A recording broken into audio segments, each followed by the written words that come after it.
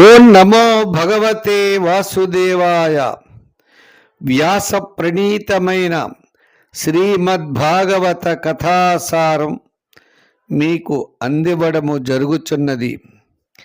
శ్రీమద్భాగవతమయందు అనేకమైన స్వామి లీలా విశేషములు కలవు. అవన్నీ కూడా మనము శ్రవణము చేయడం ద్వారా అనంతమైన ఫలితములు మనకు లభించును.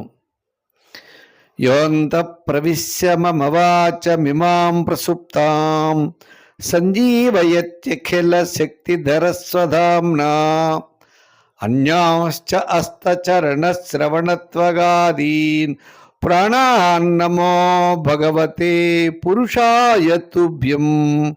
కృష్ణం వందే జగద్గురుం. ఓం శ్రీ మహాగణాధిపతయే నమః. ఓం నమో శ్రీలక్ష్మీ వెంకటేశ్వర స్వామినే నమః. ఓం నమో భగవతే వాసుదేవాయ.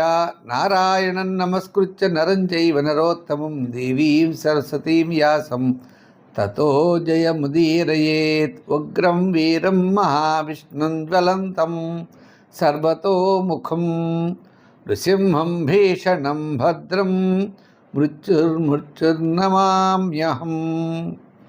శ్రీమత్పయోనిధి నికేతన చక్రపాణే భోగీంద్ర భోగమణిరాజత పుణ్యమూర్తే యోగీశ శాశ్వత శరణ్య భవాబ్దిపోత లక్ష్మీ నృసింహ మమ దేహి కరావలంబం. మనం ఈరోజు నృసింహావతారంలో మరి 106వ భాగం చెప్పుకుంటున్నాం. ఈ హిరణ్యకశిపుడు తల్లికి ఆత్మజ్ఞానాన్ని బోధిస్తాడు మొట్టమొదట. తర్వాత అతను తపస్సు చేసి వరాలను పొందుతాడు. వరాలు పొందిన తర్వాత ఇంటికి వచ్చిన తర్వాత తన పుత్రుడు ప్రహ్లాదుడు, అతను బాగా భక్తి ఎక్కువగా ఉంటుంది, విష్ణు ప్రీతి కలిగినటువంటి మహాభాగవతోత్తముడు అతను వధిద్దామని చెప్పి అనేక విధాల ప్రయత్నాలు చేస్తాడు. ప్రయత్నాలు చేసినా, ఎన్ని విధముల ప్రయత్నం చేసినా ఆ పరమ భాగవతోత్తముడైన ప్రహ్లాదుని ఏమీ చేయలేకపోతాడు. పర్వతం మించి పైకి సముద్ర జలాల్లోకి వేస్తారు, అలాగే ఎత్తైన ప్రాంతాల నుండి కిందకి పడవేస్తారు, మదపుటే గజాలతో తొక్కిస్తారు, పాముల చేత కరిపిస్తారు, విషాహారాన్ని ఇస్తారు హిరణ్యకశిపుడు. ఇతను వెంటనే ప్రాణం తీసేయండి అని చెప్తాడు, కానీ తీయలేకపోతారు. సదా అతన్ని ఏమి చేద్దాం అనుకున్నప్పటికల్లా ఆ విష్ణుమూర్తి వచ్చి రక్షిస్తూనే ఉంటాడు. ఇలా ఇటువంటి పరిస్థితుల్లో తన గురువుగారు అంటారు, చిన్నపిల్లవాడు కదండి, కొన్నాళ్ళు వదిలేద్దాం అని. సర్లే అని చెప్పి ఇంకా మళ్ళా శత్రుత్వం ఎందుకని చెప్పి అతన్ని ఏమి చేయకుండా గురువుగారి దగ్గరే ఉంటూ విద్యలు నేర్పుతూ ఉంటారు. కానీ గురువుగారు ఒకసారి ఓ పని మీద బయటికి వెళ్ళేటప్పటికి తోటి బాలురు అందరికీ కూడా విష్ణుతత్వాన్ని బోధించడం ప్రారంభిస్తాడు. వాళ్ళు అడుగుతారు, ఏమయ్యా నువ్వు చిన్నపిల్లవాడు, నువ్వు ఎక్కడికి వెళ్ళలేదు కదా, నిన్నెప్పుడు మీ నాన్నగారి దగ్గరే చూసాం, కానీ ఇంత విష్ణుతత్వం నీకు ఎలా వచ్చిందంటే నాకు నారదుడి ద్వారా తెలిసిందంట. నారదుడు ఎప్పుడు వచ్చాడు మీ ఇంటికి అంటే, అలా కాదు, మా నాన్నగారు తపస్సుకు వెళ్ళినప్పుడు దేవతలు వచ్చి మా యొక్క రాజ్యం మీదకి వచ్చి దండెత్తారు. మాది రాజ్యంలో ఉన్న వాళ్ళంతా కూడా చల్లాచెదరైపోయారు. అప్పుడు మా అమ్మగారు పారిపోతూ ఉండే సమయంలో దేవేంద్రుడు మా అమ్మగారిని తీసుకుని వెళ్తూ ఉన్నాడు. సమయంలో అనుకోకుండా నారదుడు ఎదురయ్యాడు. ఎదురై, దేవేంద్ర, ఈ పిల్లవాడిని ఈమెనేమి చేయకు అన్నాడు. అలా ఎలా కుదురుతుంది, ఈమె యొక్క గర్భంలో హిరణ్య కశిపుడి యొక్క తేజస్సు వృద్ధి చెందుతోంది, ఈమె ప్రసవించిన తర్వాత పిల్లవాడిని సంహరించి ఈమెని వదులుతాను అన్నాడు. అంటే అప్పుడు నారదుడు అన్నాడు, అలా కాదు, ఈమె గర్భంలో ఉన్నటువంటి శిశువుని సంహరించడం అంత తేలికైన విషయం కాదు, అతడు పరమ భాగవతోత్తముడు అంటాడు. అలాగనా అని చెప్పి అనుకుని ఆమెకు ప్రదక్షిణం చేసి ఆమెను వదిలేసి ఇంద్రుడు వెళ్ళిపోతాడు. తర్వాత ఆమె నారదుడు పెంచుతాడు. ఆమె నారదుడి యొక్క ఆశ్రమంలో ఉంటుంది. నారదుడు భాగవత ధర్మాలన్నీ చెప్తాడు. చెప్తే ఆమె విందో లేదో తెలియదు, కానీ ఆమె గర్భంలో ఉన్నటువంటి శిశువు అయినటువంటి ప్రహ్లాదుడు మాత్రం భాగవత ధర్మాలన్నీ తెలుసుకుని విష్ణు భక్తుడు అయ్యాడు. హిరణ్యకశిపుడు తన శత్రువు అయినటువంటి విష్ణుమూర్తిని ఆరాధించడం ఎట్టి పరిస్థితుల్లో అతనికి ఇష్టం ఉండదు. ఈ ప్రహ్లాదుడు పాఠశాలలో ఏం చేస్తాడు, ఇతనే కాకుండా తోటి బాలురందరికీ కూడా ఈ విష్ణుతత్వాన్ని చెప్పడం ప్రారంభిస్తాడు. ఈ విషయాన్ని వచ్చి ఆ గురుపుత్రులు వచ్చి ఆ హిరణ్యకశిపుడికి నివేదిస్తారు. అయ్యా, మీ అబ్బాయి ఈ విధంగా విష్ణువుని ఆరాధిస్తూ మిగిలిన పిల్లలందరినీ కూడా విష్ణువుని ఆరాధింపజేసేటట్లుగా ప్రయత్నం చేస్తున్నాడు. వాళ్ళందరికీ విష్ణుతత్వాన్ని బోధిస్తున్నాడు. వాళ్ళంతా కూడా ఇప్పుడు మేము చెప్పిన పాఠాలు ఎవరు వింటలేదు, అందరూ కూడా విష్ణువే విష్ణు అని చెప్పంటున్నారు. అనేప్పటికీ శ్రుత్వా తద ప్రియం దైత్యో దుస్సహం తనయాయనం కోపావేశచలద్గాత్ర పుత్రం హంతుం మనోదధే. ఇలా చెప్పాడు. ఎంత కోపం వచ్చేస్తుంది. ఇప్పుడు వరకు నువ్వు ఒకడే పాడైపోతున్నావు, ఇప్పుడు అందరినీ కూడా పాడు చేస్తున్నావు, మన వంశానికే కళంకం తెస్తున్నావు. నా సోదరుడిని సంవరించినటువంటి ఆ యొక్క విష్ణువుని ఆరాధిస్తున్నావు, విష్ణువుడు సేవకుడిలా తయారయ్యావు నువ్వు. అతన్ని చంపడానికి ముందుకొచ్చాడు. అతడు సహజంగానే క్రూరుడు, మూర్ఖుడు కూడా. ఇటువంటి పని చేస్తున్నావేటని అడిగేప్పటికీ ఆ ప్రహ్లాదుడు ఇంకా ప్రారంభం చేశాడు. ఓ నాన్నగారు, ఈ చరాచరమైనటువంటి జీవులన్నీ కూడా, అంటే తిరిగేవి తిరగనివి, ఈ జీవులన్నీ కూడా ఆ విష్ణుమూర్తి యొక్క భగవానుడి యొక్క అధీనంలో ఉన్నాయండి అన్నాడు. నాకు బలం అంటున్నారే, ఏ బలం చూసుకుని నువ్వు ఇలా చేస్తున్నావురా అన్నారే, ఆ స్వామి బలమేనండి నాకు అన్నాడు. హరి పరాక్రమశాలి, సర్వశక్తిమంతుడు, కాలస్వరూపం ఆయన అంటూ మనకి చక్ర విషయాన్ని చెప్తున్నాడు. నకేవలం మే భవతశ్చ రాజన్ సవై బలం బలినాంచాపరేషాం పరే అపరే అమీ స్థిర జంగమాయే బ్రహ్మాదయో ఏన వశం ప్రణీతా. ఈ బ్రహ్మ మొదలుగా కలిగినటువంటి సమస్త జనులు కూడా ఆయన అధీనంలోనే ఉన్నారండి అన్నాడు. సైశ్వర కాల ఉరుక్రమోసౌ అంటూ ఇంకా చెప్పడం ప్రారంభిస్తున్నాడు. ఈ కాలం అనేది చాలా గొప్పదండి, కాలస్వరూపం, సర్వశక్తిమైనటువంటి కాలస్వరూపం. ఈ దేహము అతడే, ఈ ఇంద్రియాలు అతడే, మనస్సు అతడే, ధైర్యం ఇవన్నీ కూడా విష్ణుమూర్తేనండి. ఆ విష్ణుమూర్తే సృష్టిస్తాడు, ఆ విష్ణుమూర్తే రక్షిస్తాడు, ఆ విష్ణుమూర్తి నాశనాన్ని చేస్తాడు. సృష్టి స్థితి లయలకు కూడా ఆ విష్ణువే. ఓ తండ్రి, మీలో ఉన్నటువంటి రాక్షస భావాన్ని విడిచిపెట్టండి. మనస్సులో అందరి యందు కూడా సమాన భావాన్ని పెంచుకోండి. అందరి యందు కూడా శత్రుభావం లేకుండా సమానమైన భావంతో చూడండి. మన మనస్సు, సర్వస్వం, ఇంద్రియాలు. ఏమంటే ఇంద్రియాలు జయించిన వాడు నేను ఈ ముల్లోకాలని జయించానని చెప్తూ ఉంటాడు. ఏమిటి ఉపయోగం?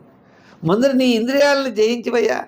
నీలో ఉన్న కామ, క్రోధ, లోభ, మోహ, మద, మాత్సర్యాది అరిషడ్ వర్గాన్ని, శత్రువులు నువ్వు జయించు. ఎక్కడో యుద్ధం చేశాను, ఈ లోకం ఆ లోకం యుద్ధం చేశారంటావేమిటి? ముందర మీలో జయించండి అన్న. ఈ జ్ఞానులు అనేవాళ్ళు మనలో ఉన్నటువంటి అరిషడ్ వర్గాన్ని జయిస్తారు. నాన్నగారు, మీరు అరిషడ్ వర్గాన్ని జయించండి అనేప్పటికీ హిరణ్యకశిపుడికి ఎంత కోపం వచ్చిందండి. ఏమిటి ఇంత చిన్న బాలుడు, వీడు నాలో ఉన్నటువంటి అరిషడ్ వర్గాన్ని జయించమంటాడా? అందరి యందు సమానమైన భావం చూపించమంటాడా? ఇవన్నీ మనకి రాక్షసులకి ఏమైనా ఇదివరకు నుంచి అలవాటు ఉన్నవా? ఏమీ కాదు. వీడేమిటో విష్ణువుని సేవించమంటాడు, నా శత్రువు అయినటువంటి విష్ణువుని సేవించమంటాడు. ఇలా తయారయ్యాడు ఏమిటి బాబు అని చెప్పి చాలా కోపం వచ్చేసింది ఆయనకి. యస్త్వయా మందభాగ్యోక్తౌ మదన్యో జగదీశ్వర క్వా అసౌ యది సా సర్వత్ర కస్మాత్ స్తంభే నదృశ్యతే అన్నాడు కోపంతో. ఒరే మందభాగ్యుడా, ఈ జగత్తులో నాకంటే వేరే ప్రభువు ఉన్నాడని చెప్తున్నా నువ్వు. నేనే ప్రభువుని ముల్లోకాలకి, నేనే రాజుని, ఈ ముల్లోకాలకి సార్వభౌముణ్ణి, ఏకఛత్రాధిపత్యం కలిగినటువంటి నేనొక్కడనే రాజున్నా, నాకంటే వేరే ఒకడున్నాడా? ఇప్పుడే చూస్తాను వాడు ఎక్కడున్నాడో. పైగా నువ్వేమన్నావు? వాడు సర్వత్రా అన్ని చోట్ల ఉన్నాడు అంటున్నావే, అయితే ఈ స్తంభంలో ఉన్నాడా అన్నాడు. ఇప్పుడే నీ శిరస్సుని, నీ మొండాన్ని నేను వేరు చేస్తాను. ఇంకో ప్రభు ఉన్నాడు, నీకు ధైర్యం ఇచ్చేటువంటి వాడు, నిన్ను రక్షించేవాడు. ఎలా నిన్ను రక్షిస్తాడో నేను చూస్తాను. సింహాసనం మీద ఉంటాడు కదండి, సింహాసనం మించి ఖడ్గాన్ని తీసుకుని తన సింహాసనం నుండి ఒక్కసారి లేచాడు. లేచి గబగబా, ఎక్కడో ఉంటుంది సింహాసనం, ఆ సింహాసనం గబగబగా లేచుకొచ్చాడు. పిడికిల గుద్దెడు తీసుకున్నాడు, స్తంభాన్ని ఇలా గుద్దాడు. అదే సమయంలో ఆ గుద్దేటప్పటికీ అదే సమయంలో బ్రహ్మాండం బద్దలైపోయిందా అన్నట్లుగా పెళ్ళ పెళ్ళ పెళ్ళ పెళ్ళ శబ్దం, ఫట్ ఫట్ అంటారే అటువంటి శబ్దం, చట్ చట్ అనేటువంటి శబ్దం అట. ఇలా పెద్ద భయంకరమైనటువంటి శబ్దం వచ్చింది. అన్ని లోకాల వాళ్ళు కూడా ఉలిక్కి పడిపోయారు. ఏం జరగబోతోంది? బ్రహ్మాది లోకాలు కూడా ప్రళయం వచ్చినట్లుగా అంత దృష్టి కలిగింది వాళ్ళకి. హిరణ్యకశిపుడు ప్రహ్లాదుడిని వధించడానికి వేగంగా, అంటే స్తంభం బదులైంది కదండి, ముందు హిరణ్యకశిపుడు అక్కడ ఉన్నాడు, ఎదుర్కొండా ప్రహ్లాదుడు ఉన్నాడు. వాడిని వధించడానికి ఏం చేశాడు? గబగా ముందుకొచ్చాడు. కానీ ఆ భయంకరమైన శబ్దాన్ని చూసి ఈ యొక్క రాక్షసుల యొక్క సైన్యం ఉంటారు కదా, హిరణ్యకశిపుడు కాకుండా ఇంకా మిగిలినటువంటి దైత్యరాజులందరూ ఉంటారు కదా, వాళ్ళందరికీ కూడా భయం వచ్చేసి ఉడికిపోయారు. ఆ హిరణ్యకశిపుడు ప్రహ్లాదుడిని చంపడానికి ముందుకు దూకేటప్పటికి శబ్దం వచ్చింది. అది ఏమిటి శబ్దము అని ఇలా అలా ఒక్కసారి ఇలా చూశాడు. ఆ శ్రీహరి తన భక్తుడైన ప్రహ్లాదుడిని రక్షించడానికి సనక సనందాదులు శాపమిచ్చారు జయ విజయులకి. ఆ శాపం పూర్తి చేయడానికి మరి హిరణ్యాక్షి హిరణ్యకశిపులుగా జయ విజయులు ఇక్కడ ఆ స్వామి చేతిలో మరణాన్ని పొందే యోగం ఉంది కాబట్టి వారి మాట సత్యం అవ్వడానికి, సనక సనందాదుల యొక్క మాట నిజమవ్వడానికి మరి దేవతలందరూ కలిసి విష్ణుమూర్తిని అడిగారు, ఈ హిరణ్యకశిపుడు ఎప్పుడు చనిపోతాడండి అన్నారు. అంటే నా భక్తుడైన ప్రహ్లాదుడి యొక్క ప్రాణం తీయడానికి వాడు ఎప్పుడైతే వస్తాడో ఆ సమయంలో నేను అవతరిస్తానని చెప్పిన మాట నిలబెట్టుకోవడం కోసం. ఇక మూడవది చాలా ప్రధానమైన విషయం, స్వామి ఎక్కడ ఉంటారు అంటే ప్రతి చోట ఉంటారు, సర్వదా సర్వత్రా. సర్వదా అంటే ఎల్లప్పుడూ ఉంటారు, సర్వత్రా ప్రతి చోట ఉంటారు అన్నట్లుగా ఆయన స్తంభం నుంచి బయటికి వచ్చారు. స్తంభం నుండి విచిత్ర రూపంలో కనబడ్డారు. ఇలా చూశాడు ఎవరు? ఈ యొక్క హిరణ్యకశిపుడు. ఆ స్తంభంలోంచి వచ్చినటువంటి మనిషి సింహమా? కాదు. నరుడా? కాదు. ఈ విధంగా లక్ష్మీ నృసింహస్వామి అవతరించాడు. అందరూ కూడా ఒక్కసారి గోవిందా గోవిందా, ఓం నమో భగవతే వాసుదేవాయ, ఓం లక్ష్మీ నృసింహాయ నమః అని అందరూ కూడా మనసులో స్మరించండి. ఆ స్వామి ఈ విధంగా ఆ స్తంభం నుండి బయటికి వచ్చారు. అదృశ్యత అత్యద్భుత రూపముద్వహన్ స్తంభే సభాయాం న మృగం న మానుషం ససత్వమేనం పరితో విపశ్యన్ స్తంభస్య మధ్యాదను నిర్జహానం సత్యం విధాతుం నిజభృత్య భాషితం వ్యాప్తిం చ భూతేష్వఖిలేషు చాత్మనః అదృశ్యతాచ్యద్భుత రూపముద్వహన్ స్తంభే సభాయాం న మృగం న మానుషం ససత్వమేనం పరితో విపశ్యన్ స్తంభస్య మధ్యాదను నిర్జహానం నాయం మృగో నాపి నరో విచిత్రం అహో కిమేతన్న మృగేంద్ర రూపం మీమాంసమానస్య సముత్థతోగ్రతో నృసింహరూపస్తదలం భయానకం ప్రదప్త చామీకర చండలోచనం స్ఫురత్సటా కేసర జుంభృతాననం. ఆ యొక్క స్వామి నరుడా కాదు, మనుష్యుడా కాదు, అటువంటి రూపాన్ని ఆ విధంగా అవతరించారు. ఆ నృసింహ భగవానుడు ఆ కళ్ళెదుటగా అలా నిలిచేటప్పటికీ ఆయన రూపం చూస్తే చాలా భయంకరంగా ఉన్నది. కళ్ళు ఎర్రగా ఉన్నాయి, బంగారపు రంగు వలె పచ్చగా ఉన్నాడు ఆయన. జూలు, భయంకరమైనటువంటి జూలుతో ఉన్నాడు. కళ్ళు ఇటు అటు తిప్పుతూ ఉన్నాడు, భయాన్ని కల్పిస్తూ ఉన్నాడు. చెవులు నెక్కపొడుచుకున్నాయి, నాసాపుటలు తెరుచుకున్నాయి. శరీరం మిక్కిలి పొడవైనటువంటిది ఉంది, ఆకాశం అంత ఎత్తుంది. మెడలు బలంగా ఉన్నాయట. అటువంటి ఆయన ఈ రోమాలన్నీ కూడా తెల్లని రోమాలతో ప్రకాశిస్తూ ఉన్నాడు. ఆయన ఎలా ఉన్నాడు అంటే దివ్యమైన కాంతితో, భయంకరమైన కాంతితో, చూడ్డానికి చాలా భయం కలిగించేటటువంటి వాడుగా ఉన్నాడు. అటువంటి రూపం అక్కడ ఎదురుకుండా ప్రత్యక్షమైందయ్యా.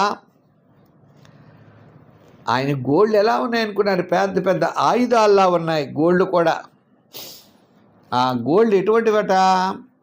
చంద్రాంశు గౌరై స్ఫురితం తనోరహి విశ్వభుజానీక శతం నఖాయుధం. పెద్ద పెద్ద గోళ్ళు కలిగిన వాడై తేజస్సుతో, దివ్యమైన తేజస్సుతో కాంతిని విరజిమ్ముతూ ఆయన చూడ్డానికే సరిపోవట. అటువంటి దివ్యమైన ప్రత్యక్షమయ్యాడు. ఆ నృసింహస్వామి దగ్గర ఎలా ఉన్నాయి? చాలా చాలా ఆయుధాలతో కూడినటువంటి వాడై ఉన్నాడు ఆయన. ఈ మన హిరణ్యకశిపుడు గదిచ్చుకుని ఆయన కొట్టడానికని మీదకి వెళ్ళాడు. ఆయన అగ్నిలో ఓ మిడత పడింది అనుకోండి, మళ్ళీ బయటకు వచ్చిందండి, ఎలా మాడిపోతుంది. అలా ఆయన ఒకసారి ఢీ కొట్టి మళ్ళీ వెనక్కి వచ్చాడు. తన శక్తి అంతా కోల్పోయాడట. ఆ దైత్యుడు కోపాన్ని తెచ్చుకుని స్వామిని ఎదిరించాలని తన గదను వేగంగా తిప్పుతూ దాన్ని విసిరాడు. విసిరితే స్వామి ఇలా అంటారంతే. ఆ గద ఏమో ఆయన ఏదో చేస్తుందా? హిరణ్యకశిపుడు అలా ఇలా గదను ఇలా అని హిరణ్యకశిపుడిని పట్టుకున్నారు. పట్టుకునేప్పుడు ఆ హిరణ్యకశిపుడు గబగబా విడిపించుకున్నట్ట. మేఘాల్లో దాగి ఇప్పుడు ఇక్కడ హిరణ్యకశిపుడు స్వామికి యుద్ధం జరుగుతోంది. అంటే దేవతలందరూ చూడడానికి వచ్చారు. కొంతమంది దేవతలు, మరి ఈయన ముల్లోకాలకి అధిపతి కదా, ఎవరు? మన హిరణ్యకశిపుడు.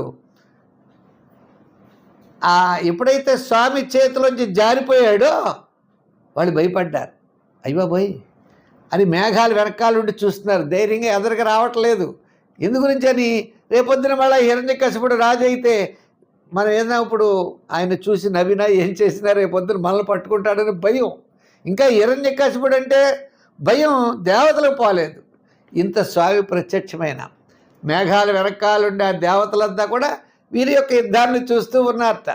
ఇంకా స్వామి వదల్లి ఆయన ఏం చేశారు అంటే, వీడు ఎప్పుడైతే ఇలా ఉన్నాడో గబగబా మళ్ళా ఆయన మీదకి వచ్చేటప్పటికీ ఒకసారి స్వామి ఏం చేశారంటే, వేగంగా ఇలా గాలి వీచేటప్పటికి ఈ యొక్క హిరణ్యకశిపుడి యొక్క కళ్ళు మూతలు పడ్డాయి.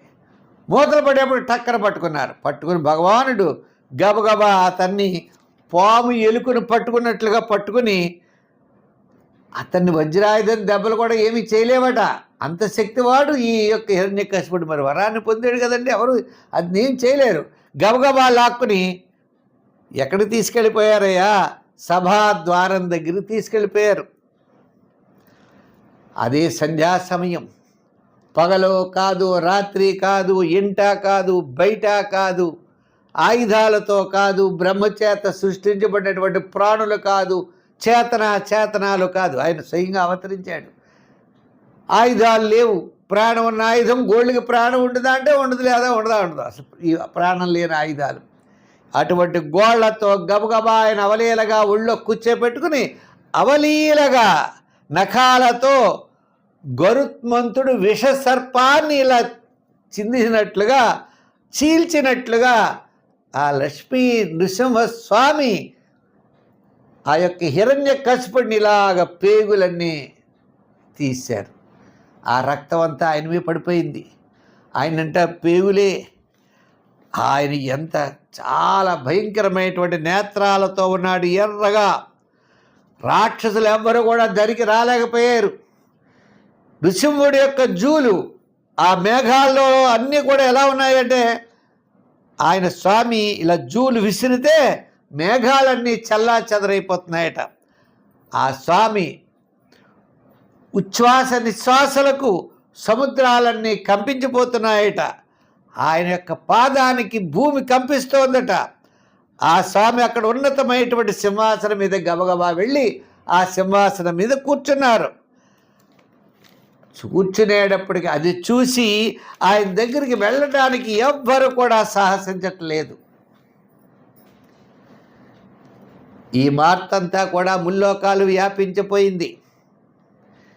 నృసింహావతారంలో ఆ హిరణ్యకశిపుణ్ణి మహావిష్ణువు అవతరించి సంహరించారనేటువంటి వార్త ముల్లోకాలకి వ్యాపించింది. అంతా కూడా ఆనందంతో నిండిపోయింది, సంబరాలతో నిండిపోయి ఉన్నారు. అందరూ కూడా సంతోషాలతో ఉన్నారు. అక్కడతో అయిందా? గబగా బ్రహ్మగారు బయలుదేరారు, శంకరుడు బయలుదేరాడు, ఇంద్రుడు, ఋషులు, పితృదేవతలు, సిద్ధులు, చారణులు, విద్యాధరులు, మహానాగులు, మనువులు, ప్రజాపతులు, గంధర్వులు, అప్సరసులు, చరణులు, అలాగనే కిన్నరులు, కింపురుషులు, ఈ విధంగా అందరూ కూడా దేవతలంతా కూడా లక్ష్మీ నృసింహస్వామిని చూడడానికి గబగబగబా పరిగెట్టుకుని వచ్చారు. ఆ యుద్ధం అయిపోయింది. ఆ హిరణ్యకశిపుడు మరణాన్ని పొందాడు. ఆయన దగ్గరికి ఎవరు వెళ్ళలేకపోతున్నారు. భయంకరమైనటువంటి రూపంలో స్వామి అవతరించి ఉన్నారు. నోరంతా రక్తం, కళ్ళన్నీ ఎర్రగా ఉన్నాయి. భయంకరమైన రూపం, భయంకరమైన శరీరం. ఆ యొక్క ఉగ్ర రూపాన్ని చల్లార్చడానికి ఏ విధంగా ప్రయత్నం చేస్తారు దేవతలు? అందరూ ఏ విధంగా అంటారు? వారు చేసేటువంటి ప్రయత్నం ఏమిటి? పరమ భాగవతోత్తముడైనటువంటి ప్రహ్లాదుడు ఆయన్ని ఏ విధంగా శాంతింపచేస్తాడనేటువంటి ఉపాఖ్యానం మళ్ళా మనం రేపు తెలుసుకుందాం.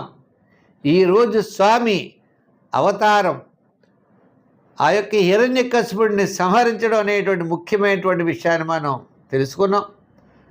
మరి ఇటువంటి ఉపాఖ్యానం వింటే అట మనకి భయం అనేది ఉండదటండి. చాలామంది ఆర్థిక భయాలుంటాయి, విద్య యందు భయం ఉంటుంది, మానసికమైన భయం ఉంటుంది, మనం చేయగలవా లేదా అనే భయం ఉంటుంది. కానీ ఆ నృసింహస్వామిని కనుక మనం స్మరిస్తే ఉగ్రం వీరం మహావిష్ణుం జ్వలంతం సర్వతోముఖం నృసింహం భీషణం భద్రం మృత్యుర్ముక్షుర్నమామ్యం అనే స్వామి మంత్రాన్ని కనుక మనం పఠించినట్లయితే, లేదా మనకి కరావలంబ స్తోత్రంలో ఒక్క శ్లోకం చదువుకున్నా ఆ స్వామిని స్మరించినంత మాత్రం చేత ఆయన భయంగా ఉన్న మన యొక్క భయాన్నంతా కూడా పోగొడతాడట. అది ఆయన ఎన్నో రకాలుగా కష్టాలలో ఉన్న మన కష్టాలన్నీ పోగొడతాడు. స్వామి యొక్క నామము, స్వామి యొక్క చరిత్ర వింటే మన పాపాలన్నీ కూడా నశిస్తాయి అన్నారు. అందుచేత మీరు ఈ వారం రోజులు కూడా ఈ హిరణ్య నృసింహావతారం అంతా కూడా చెప్తున్నాం మనం. ఈ నృసింహావతారాన్ని అంతా కూడా పరమ భక్తితో, శ్రద్ధతో వినండి. మీ మిత్రులు, బంధువులు, పిల్లలకి అందరికీ కూడా స్వామి యొక్క అవతార విశేషాలను మీరు తెలియజేయండి, వినిపించండి అని తెలియజేస్తూ, పుల్లెల సత్యనారాయణ అనే యూట్యూబ్ ఛానల్ ఉన్నది. ప్రతి ఒక్కరూ కూడా లైక్ చేయండి, షేర్ చేయండి. అందరికీ కూడా మనం ఈ కార్యక్రమాన్ని మీరు అందివ్వండి. మరి స్వామి యొక్క అనుగ్రహం మీకు, మాకు, అందరికీ ఉండాలని చెప్పి కోరుకుంటూ, ఓం నమో శ్రీ లక్ష్మీ నృసింహాయ నమః. గోవింద గోవింద. ఓం నమో భగవతే వాసుదేవాయ. రేపు మళ్ళా మంచి కార్యక్రమంతో, మిగిలినటువంటి విశేషంతో, ప్రహ్లాదుడి స్వామిని శాంతపరిచేటువంటి మంచి ఉపాఖ్యానంతో రేపు మళ్ళీ మనం కలుసుకుందాం. సర్వే జన సుఖినో భవంతు. స్వస్తి.